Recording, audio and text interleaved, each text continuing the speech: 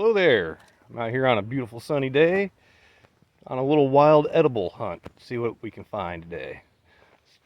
But before we go in too further, I want you to see how beautiful this little area that I'm hiking in. I found this earlier today on the internet. I'm like, I've never hiked there before, so I'm gonna check it out.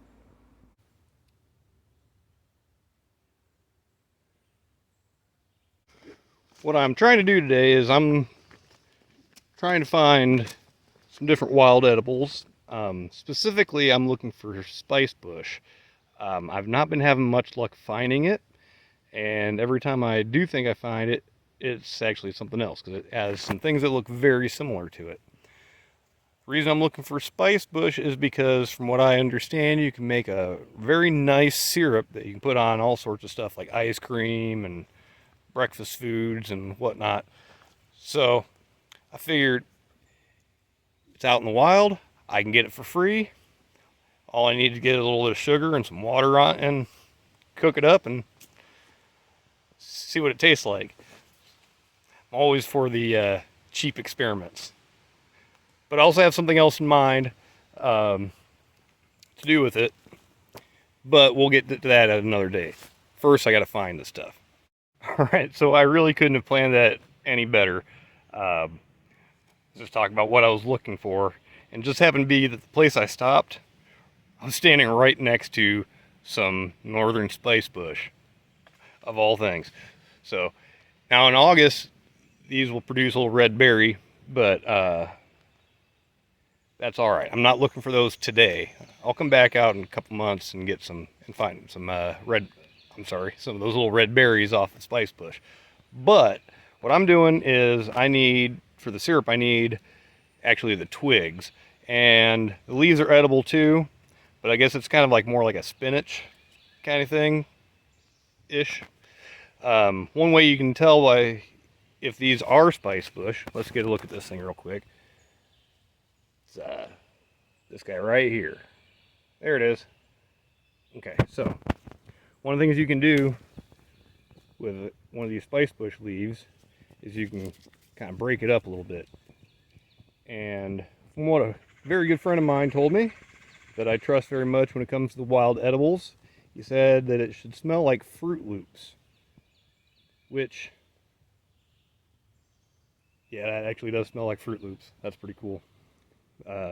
So, what I'm going to do is I'm going to harvest some of this. It's not a very big bush, so I might just take the whole thing. I'm going to make a big old batch because, like I said, I've got something special in mind for this.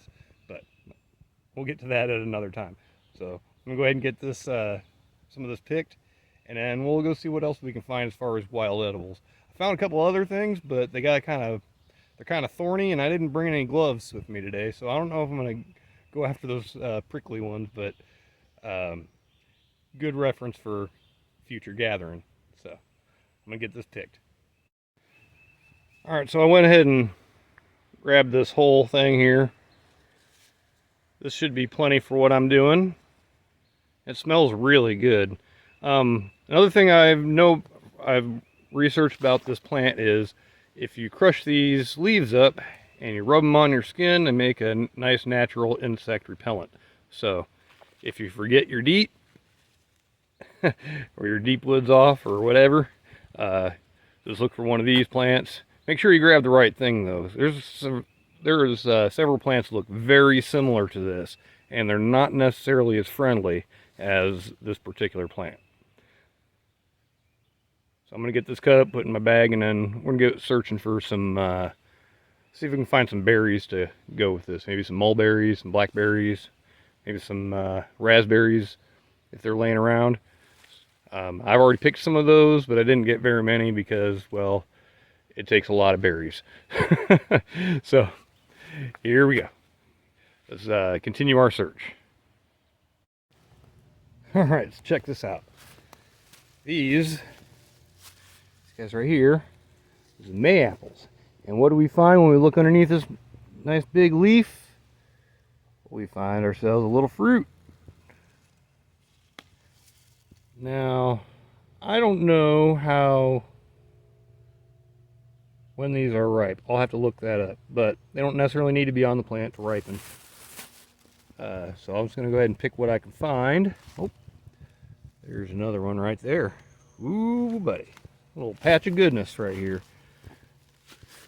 From what I understand, though, that these don't have a whole lot of flavor. But I'm going to grab a few, taste them, and see if it's even worth messing with. But if they are, I want to make sure I have enough to do something with them. So I'm going to pick some more.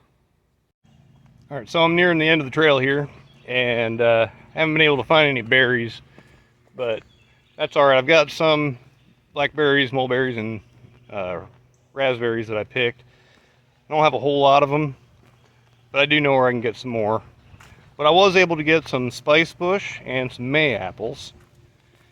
And there was a few other things that I found that were edible, but didn't really match up with the flavor profiles that I've been putting together. And some of them were pokey, and I don't have any gloves. So I didn't really feel like poking my fingers today. So next time, or the next video rather, with these ingredients that I've picked, we're going to put them all together. We're going to make a nice little syrup out of it, and we'll see how it tastes. that's a big one. And if it tastes good, we'll take it to the next step, and I'll leave that step for another day. So I thought I'd make a quick stop at this other little spot I like to hike, and so I can get some more berries. So you can see right here, we have ourselves some mulberries. And now we want to make sure we get the dark ones, because those are the ripe ones. They got more sugar in them. What's that old saying? Darker the berry, sweeter the juice. Well, it's actually very true. So we get some of these picked, and I found some blackberries up on the hill over there, and I'll pick some more of those. I'll show you those when I get to them. What do we have here? It's right here. Wild raspberry. These are edible, but they are very, very tart. So there's another one. Gotta be careful when you're picking these guys, because they do tend to be near poison ivy. You know, like that. There we go. And here, nice little bush of blackberries. See, that's when they're ripe. They get about that color, a little bit darker than that. We'll leave the red ones on there so they can ripen up. Get what ripe ones we can reach without having to get too deep in that mess over there. But I didn't get a whole lot of raspberries because I got the ones I could get, and then I was surrounded by poison ivy, so I decided not to get myself itchy. So I'm gonna get some of these picked, and then we'll head on our way. All right, I think that'll do it for the ingredients.